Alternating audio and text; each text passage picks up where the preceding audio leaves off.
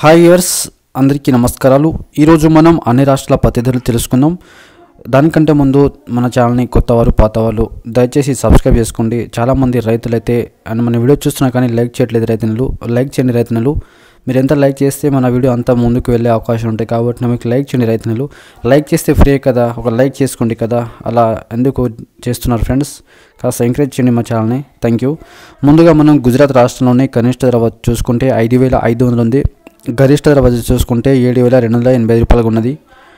హర్యానా రాష్ట్రంలోని కనిష్ట ధర వచ్చి 6,000కు ఉన్నది, గరిష్ట ధర వచ్చి 7,000కు ఉన్నది। కర్ణాటక రాష్ట్రంలోని కనిష్ట ధర వచ్చి 6,700 ఉంది, గరిష్ట ధర వచ్చి 7,300గా పలికింది। మధ్యప్రదేశ్ రాష్ట్రంలోని కనిష్ట ధర వచ్చి 6,700 ఉంది, గరిష్ట ధర వచ్చి 7,605 రూపాయలకు ఉన్నది। మహారాష్ట్ర రాష్ట్రంలోని కనిష్ట ధర వచ్చి 7,000కు ఉన్నది, గరిష్ట ధర వచ్చి 7,160 రూపాయలకు ఉన్నది। తమిళనాడు రాష్ట్రంలోని కనిష్ట ధర వచ్చి 4,395 రూపాయలకు ఉన్నది, గరిష్ట ధర వచ్చి 7,059 రూపాయలకు ఉన్నది। తెలంగాణ రాష్ట్రంలోని కనిష్ట ధర వచ్చి 7,020 రూపాయలకు ఉన్నది, గరిష్ట ధర వచ్చి 7,020 రూపాయలకు ఉన్నది।